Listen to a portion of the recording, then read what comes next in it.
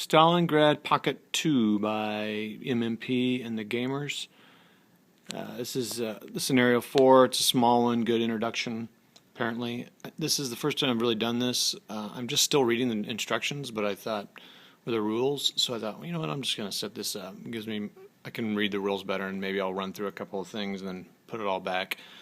But basically, these Germans and Romanians have to get 2 or 3 units, I'll have to look at the things, off one of these 3 hexes here in supply.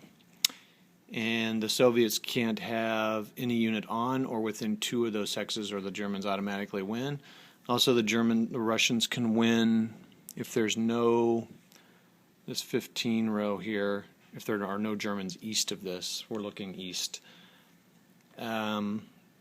Anyway, so I'm going to give it a shot. There's some good AARs. My setup here is kind of based on the Scrubs setup, sort of, loosely. I didn't even take time to look at it and think about it because I figure I don't know the game enough to know how to set it up. So I just went based on a lot of his pictures. My hope is these Germans are going to go up here. I think they're going to get stuck here and waste a lot of time. These Germans are going to go around and probably around. Again, I'll have to check out all the supply rules. And these Romanians will go up this way. So the outline, I can't go past the Don, that's the outside, and then that row way up there is the border. And so this is Standard Combat Series from the Gamers and MMP, and I'll probably talk through some things as I go through it to try to figure it out. Pretty basic stuff here. It's supposed to be pretty simple. So it's attack, defense, movement, artillery. I think this is the artillery barrage strength,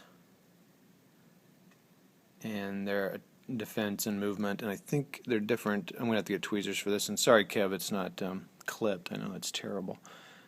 And then 3 barrage. So this is if you want to move them faster. So see 319 or 512. So they're more effective, but move way slower. Or this way, they're less effective but can move way faster. So you have to kind of determine how you want to do that. I'll have to see how that works. And I've already knocked these piles over many times. Tiny things into tiny hexes, kind of interesting. And then HQs are somewhere. I don't know what those alerts are. I don't know what that is. So headquarters, not to be confused with, this is their supply range, I believe. So you can supply people within 5 hexes, or actually not even within 5, kind of within 6, because it can go up to the hex adjacent. So 1, 2, 3, 4, 5, 5, but it can supply someone right there.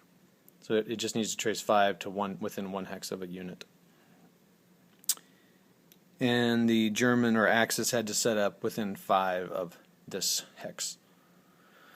And all those guys, Russian guards, are coming in on turn 13. This is between turns 11 and, oh boy, 11 and, no, start turn is 13. Oh, I did it wrong. Start turn is 13. Oh, those guys come on immediately, those guards, through 16. So it goes to the end of the game. So it's a 1 through 16 turn campaign, but this one is just 13 through 16. And all these piles over here are just, I bought this game used, so it was already punched, so that was good. It took me an hour and a half to set this up, sort through, and I'm not sure how to organize these. These color bands are cool for the Russians. I could do that, and then all these Germans are all in these different divisions and stuff. I don't know how to do this best. I don't know if I want to put them in the GMT trays or what. Alright, I don't think there's a whole lot with unit cohesiveness, which is kind of a bummer. I got used to that with some other games, but we'll see. I don't know. I'll come back to you. So this, alright, come back after I do a turn, or maybe I'll come back if I'm kind of learning some things about the game. See ya.